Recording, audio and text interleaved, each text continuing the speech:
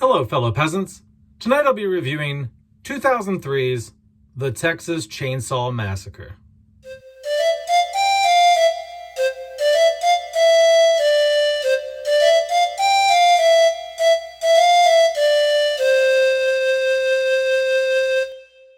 Alright guys, so I just got done watching The Texas Chainsaw Massacre, 2003.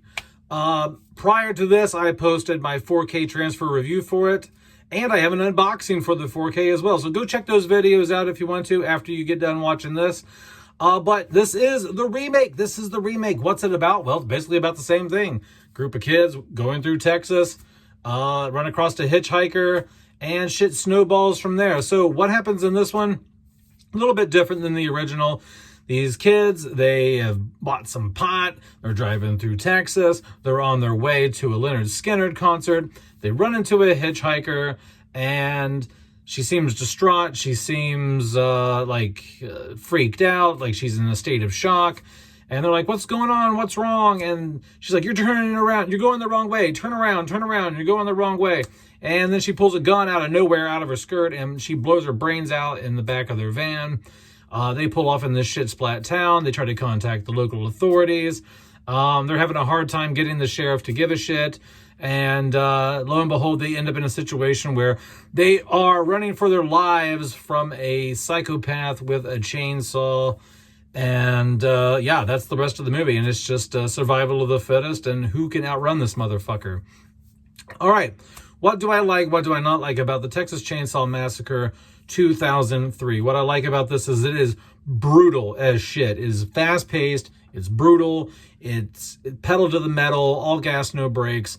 It takes what the first film does and it just cranks it up to level 11. So if you're a fan of the original and you've never seen the remake, just imagine the first film, but just with some heavier balls, you know what I mean? And just in terms of visualization, the gore is amped up. Leatherface, another thing I like. Leatherface in this is just brutal. He's fast. He runs. I mean, the guy in the Leatherface in the first film, he moves around fairly decently, but this guy is just fast. I mean, he's full sprint, swinging that motherfucking chainsaw around. And he is not playing around in this. You just get a sense of the sense of dread and the sense of this guy is fast. This guy is huge. This guy is strong. I just remember when I saw this in theaters, just being like overwhelmed by just how menacing Leatherface is in this. And then I also like the sheriff in this.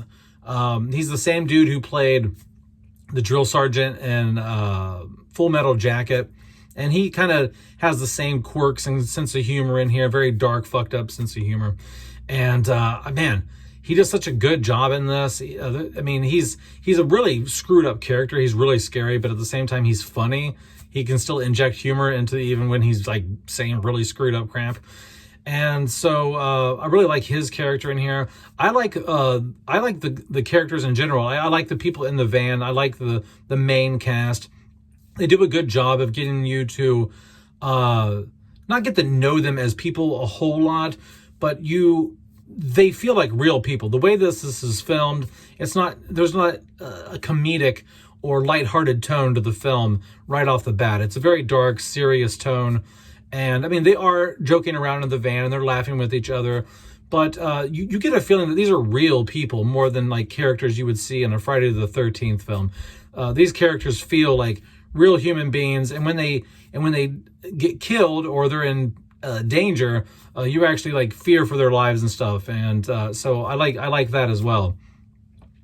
Let's get into the negatives here.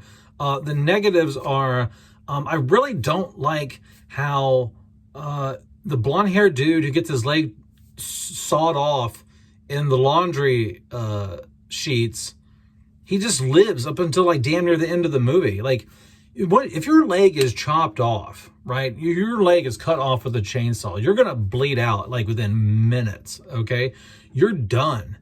You're not gonna be able to be hung up on a hook and bleed out for 5-6 hours, however long he's like hanging up there. I mean, he's hanging up there for like you know, they get there. He probably gets his leg sawed off around sunset, and it might be like 2, 3, 4 hours later, roughly, that it seems like he's still alive when Jessica Biel stabs him. So like, let me get this straight. This is the most unbelievable part. Is like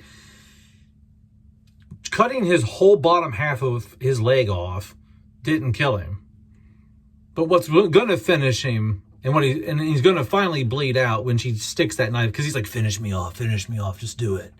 And she takes this big ass knife and like stabs him, and he's like, ugh, and he dies. He should have just been dead as soon as the leg came off. Okay. So that was really unbelievable.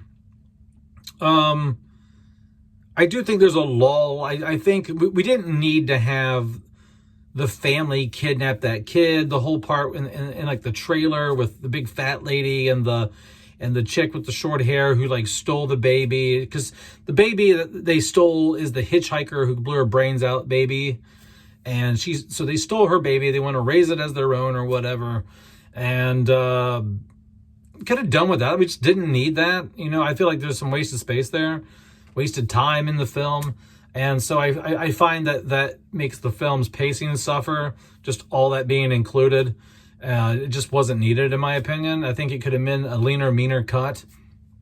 This is a film directed by Marcus Nispel, if I'm pronouncing that right, and produced by Michael Bay. This is a Michael Bay horror movie. But yeah, that's really my only negatives. It's just the pacing gets slowed down because of the whole family dynamic, kidnapping the baby, and she spends a lot of time in that trailer talking to them and whatever. And then the unrealistic, just the crazy unrealistic aspect of his leg being cut off, and he survives for hours. And I guess one more little nitpick. There's a scene towards the end. I don't know where they're at, but she's kind of like battling Leatherface and the little hippie dude with the glasses. He's like, you know, he's fighting with him too. But there's like moonlight coming through, but the moonlight looks like it's like broad daylight or something. It's just a really bad night lighting. This has nothing to do with like the transfer of the film or anything like that, but just the general cinematography. And I know the cinematographer for this film was he's the same guy who did the cinematography for the original Texas Chainsaw Massacre. He came back to reshoot the remake.